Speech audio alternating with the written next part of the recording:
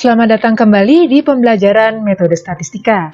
Hari ini kita akan mengulas tentang masalah apa yang dapat diselesaikan menggunakan distribusi normal.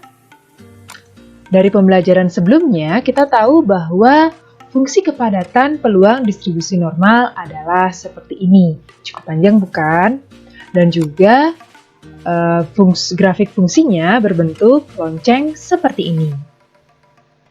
Untuk dapat mengetahui masalah apa yang dapat kita selesaikan menggunakan distribusi normal, terlebih dahulu kita harus paham bagaimana sih interpretasi dari luas daerah di bawah kurva suatu distribusi normal.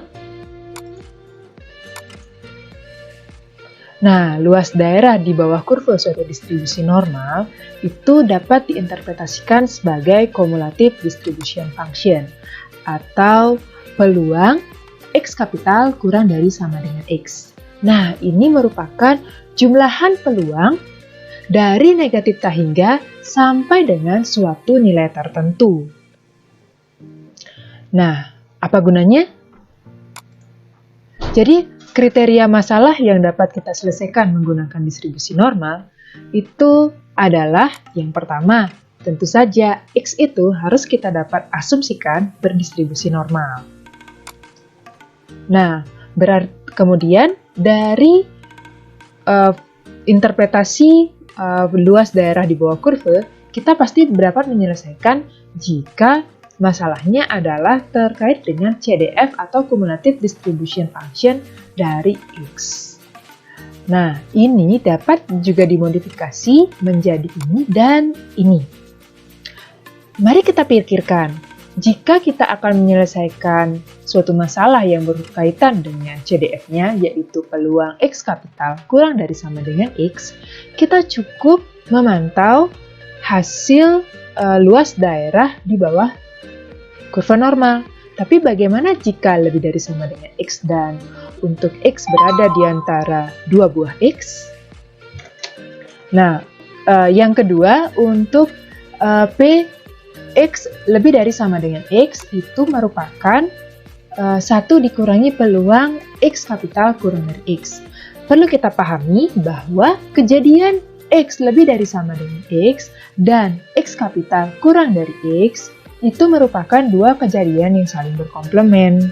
Kemudian jumlahnya kan sama dengan 1, sehingga peluang X kapital lebih dari sama dengan X tentu merupakan 1 dikurangi peluang X kapital kurang dari X. Perlu kita ingat bahwa distribusi normal merupakan distribusi variabel random continue. Artinya, nilai peluang di suatu titik itu bisa kita anggap sama dengan 0. Nah, dengan demikian, maka nilai ini akan sama dengan nilai ini. Jadi dia 1 dikurangi CDF dari X. Nah, bagaimana dengan yang ketiga ini? Peluang X kapital berada di antara dua buah nilai X. Coba dipikirkan. Ya, Anda benar. Jadi, peluangnya itu adalah merupakan selisih antara dua buah CDF, yaitu peluang X kurang dari sama dengan X2 dikurangi peluang X kapital kurang dari sama dengan X1. Cukup mudah, bukan? Lalu, bagaimana langkah penyelesaiannya?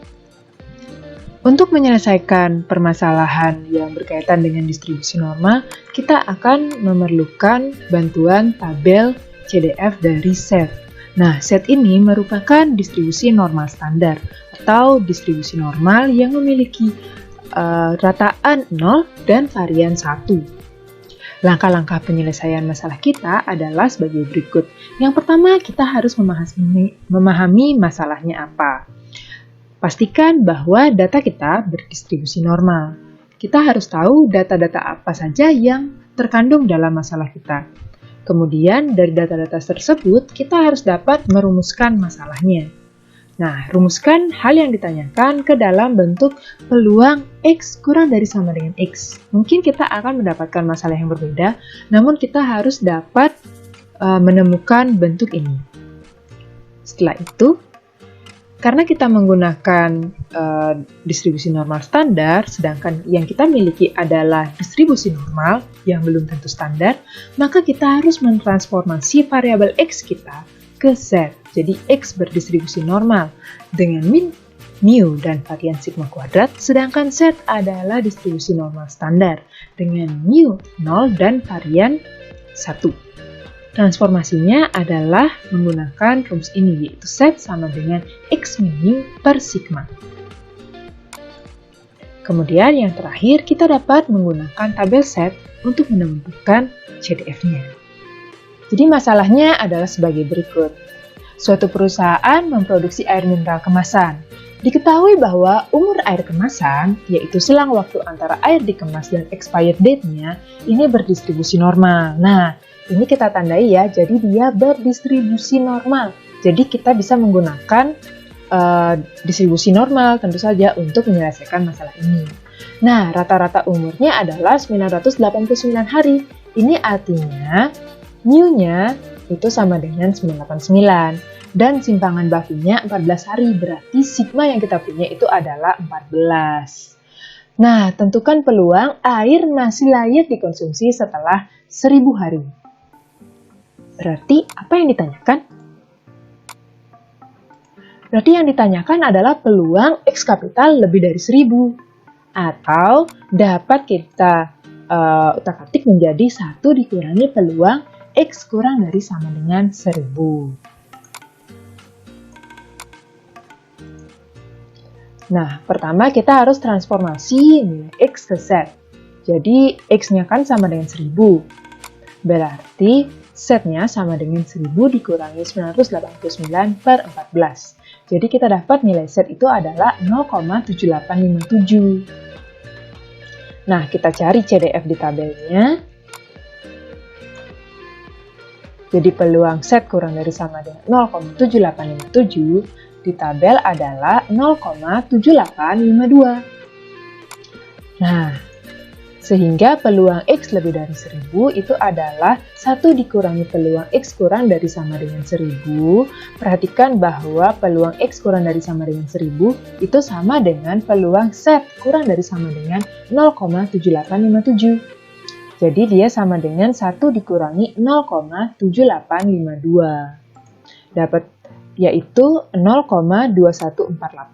Dapat kita simpulkan bahwa peluang air masih layak dikonsumsi setelah 1000 hari adalah 0,2148. Demikian, jika Anda mempunyai pertanyaan terkait dengan aplikasi distribusi normal, jangan lupa untuk meninggalkan pesan di kolom komentar.